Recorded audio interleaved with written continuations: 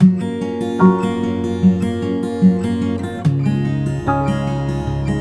students. Today we are going to study about SST Chapter 7 Soils of India Bharat की मिट्टियाँ। Students, जैसा कि आप जानते हैं हमारी अर्थ जो है वो डिफरेंट लिविंग थिंग्स के लिए होम प्रोवाइड करती है, जैसे plants, animal, birds, insects, human beings etcetera. तो आइए इस चैप्टर में हम लोग सॉइल और इसके इम्पोर्टेंस को डिटेल में पढ़ते हैं और जानते हैं कि सॉइल हमारे लिए कैसे इम्पोर्टेंट है। मिट्टी पृथ्वी की सतह की सबसे ऊपरी परत है। इसमें चट्टानों, खनिजों और कार्बनिक पदार्थों के कणों का मिश्रण होता है। यह वह माध्यम है जिसमें पौधे बढ़ते हैं और इस प्रकार यह पृथ्वी पर लाइफ को सपोर्ट करता है, यानी जीवन को संभव बनाता है। फॉर्मेशन ऑफ सॉइल, मिट्टी का निर्माण। मिट्टी का निर्माण एक बहुत लंबी प्रक्रिया है। इसकी शुरुआत चट्टानों के टूटने से होती है। ये चट्टानें नदियों और हवाओं के बहाव में छोटे छोटे टुकड़ों में टूट जाती हैं और ये तलछट और छोटे छोटे चट्टानों के कण पानी और हवाओं के चलने से विभिन्न स्थानों पर जमा हो जाते हैं। इस तरह के अवसादों का संचय 100 वर्षों में मिट्टी का निर्माण करता है। मिट्टी की 4 परतें होती हैं।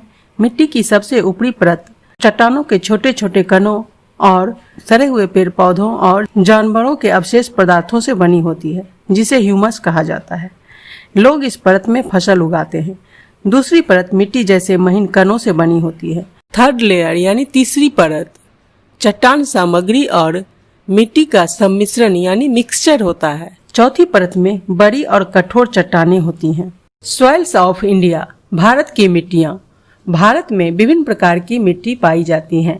भारत में पाई जाने वाली मुख्य प्रकार की मिट्टियों में जलोढ़ मिट्टी, काली मिट्टी, लाल मिट्टी और लेटेराइट मिट्टी शामिल है। इनके अलावा भारत में पहाड़ी मिट्टी और रेगिस्तानी मिट्टी भी पाई जाती हैं। भारत एक कृषि प्रधान देश है। कृषि की सफलता मिट्टी की उर्वरता यानी फर्टिलिटी पर निर्भर करती है। प्रत्येक प्रकार की मिट्टी विभिन्न प्रकार की फसलों को उगाने के लिए सर्वोत्तम होती है। आइए अब प्रत्येक प्रकार के मिट्टी की विशेषताओं को विस्तार से जानें। इस फिगर में आप देख सकते हैं माउंटेन सॉइल को ब्राउन कलर से, एलुवियल सॉइल को ग्रीन कलर से, रेड सॉइल को रेड कलर से, ब्लैक सॉइल को स्किन कलर से, लेटेराइट सॉइल को पर्पल कलर से और डेजर्ट सॉइल को येलो कलर में दिखाया गया है।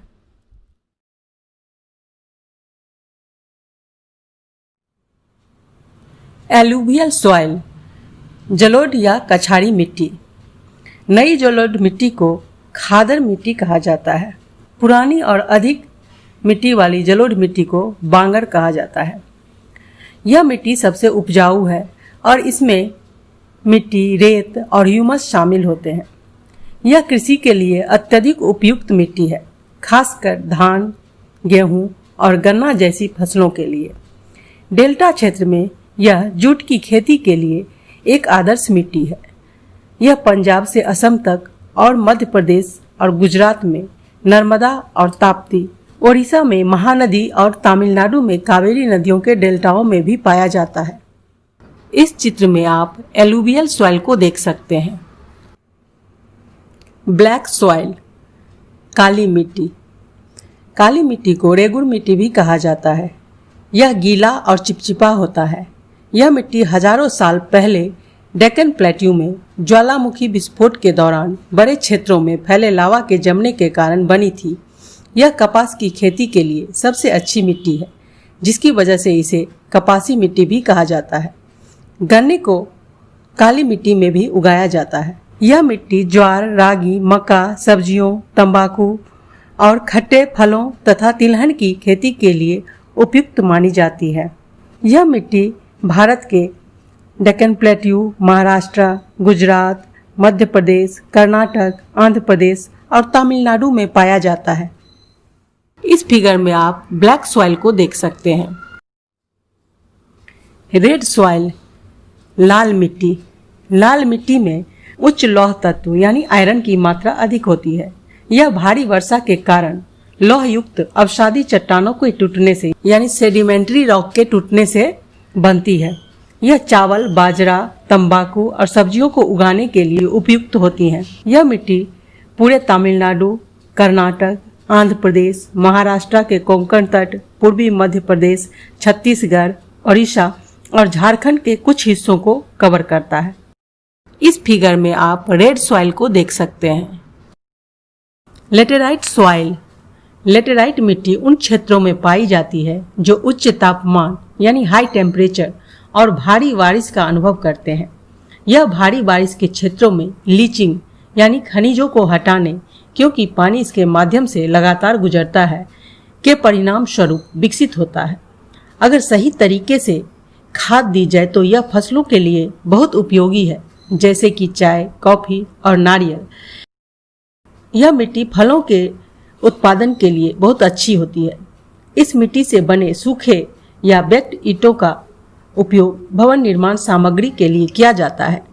यह पश्चिमी घाट, पूर्वी घाट, उड़ीसा, पश्चिम बंगाल, तमिलनाडु और मेघालय के कुछ हिस्सों में पाया जाता है। इस फिगर में आप लेटेराइट सॉइल को देख सकते हैं। माउंटेन सॉइल यानी पहाड़ी मिट्टी।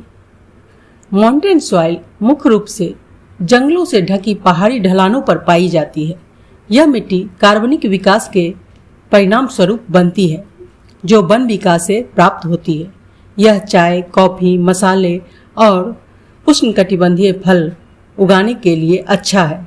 जम्मू और कश्मीर, हिमाचल प्रदेश, उत्तराखंड, असम, सिक्किम और अरुणाचल प्रदेश के कुछ हिस्सों में पहाड़ी मिट्टी पाई जाती है। इस फिगर में आप माउंटेन सॉइल को देख सकते हैं। डेजर्ट सॉइल, रेगिस्तानी मिट्टी। यह रेतीली है और बहुत कम वर्षा वाले क्षेत्रों में पाई जाती है। राजस्थान, गुजरात, पंजाब और हरियाणा के निकटवर्ती क्षेत्रों में रेतीली मिट्टी पाई जाती है। यह मिट्टी उपजाऊ नहीं होती। यदि पानी से अच्छी तरह से सिंचाई की जाए तो इस मिट्टी में उगने वाली फसलें जैसे बाजरा, दाल और कपास के लिए उपयोगी हो सकती हैं। इस फिगर में आप डेजर्ट सॉइल को देख सकते हैं। सॉइल इरोजन यानी मिट्टी का कटाव। जानवरों के द्वारा ओवरग्रेजिंग और वृक्षों के कटाई से मिट्टी ढीली हो जाती है। इसके बाद तेज हवाएं और बारिश ढीली मिट्टी को दूर बहाकर ले जाती हैं। इस प्रक्रिया को मिट्टी का कटाव या सॉइल इरोजन कहा जाता है। इस फिगर में आप सॉइल इरोजन को देख सकते हैं। मिट्टी के इरोजन के लिए मानव और प्रकृति दोनों ही जिम्मेदार हैं। घरों के निर्माण, बांध, सड़कों और पुलों के निर्माण के लिए भूमि को साफ करने की जरूरत पड़ती है, यानी पेड़ों की कटाई की आवश्यकता होती है। पेड़ों की अंधाधुंध कटाई को वनों की कटाई या डिफॉरेस्टेशन कहा जाता है। डिफॉरेस्टेशन से सॉइल इरोजन बढ़ता है और कृषि की दोषपूर्ण तरीकों से भी मिट्टी इनफर्टाइल हो जाती है। फॉर एग्जाम्पल, एक ही फसल को एक प्लॉट में बार बार उगाने से वहाँ की सॉइल इनफर्टाइल हो जाती है। भारत में पहाड़ी और ड्राई रीजन में सॉइल इरोजन बहुत तीव्र गति से होता है और डिफॉरेस्टेशन के द्वारा सॉइल इरोजन को रोका जा सकता है। और मिट्टी के कटाव को रोकने के लिए नदियों के किनारे अधिक से अधिक वृक्षों का रोपण और टेरेस फार्मिंग के साथ साथ बांध बनाना एवं अन्य उपाय भी किए जा सकते हैं। किसानों को भी नेचुरल मैन्योर का उपयोग करना चाहिए, जिससे कि मिट्टी की गिरावट को रोकने में मदद मिले। साथ ही केमिकल फर्टिलाइजर के स्थान पे जैविक खाद का उपयोग करना चाहिए। नदियां मिट्टी के कटाव का मुख्य कारण है। पानी की गति की जांच के लिए बांधों का निर्माण किया जा सकता है और इस तरह से मिट्टी के कटाव को रोका जा सकता है। सॉइल की फर्टिलिटी को बनाए रखने के लिए फसल चक्र यानी बदल बदल कर कृषि करना भी एक इफेक्टिव मेथड है, यानी प्रभावी विधि है।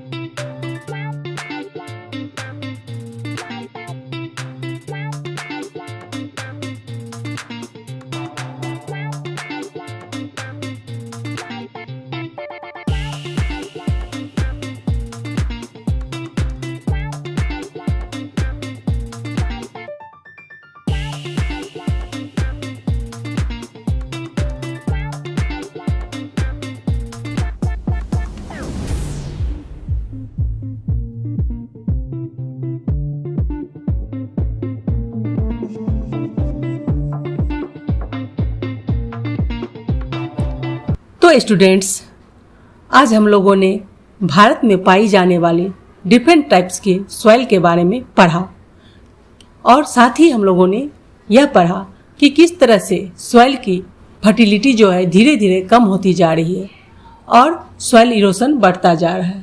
तो इसको रोकने के लिए हम कौन कौन से उपाय कर सकते हैं, ये सारी जानकारी हम लोगों ने इस चैप्टर में प्राप्त की। उम्मीद है आपको यह चैप्टर अच्छा लगा होगा और अच्छी तरह से समझ में आ गया होगा। यहाँ हमारा यह चैप्टर समाप्त होता है।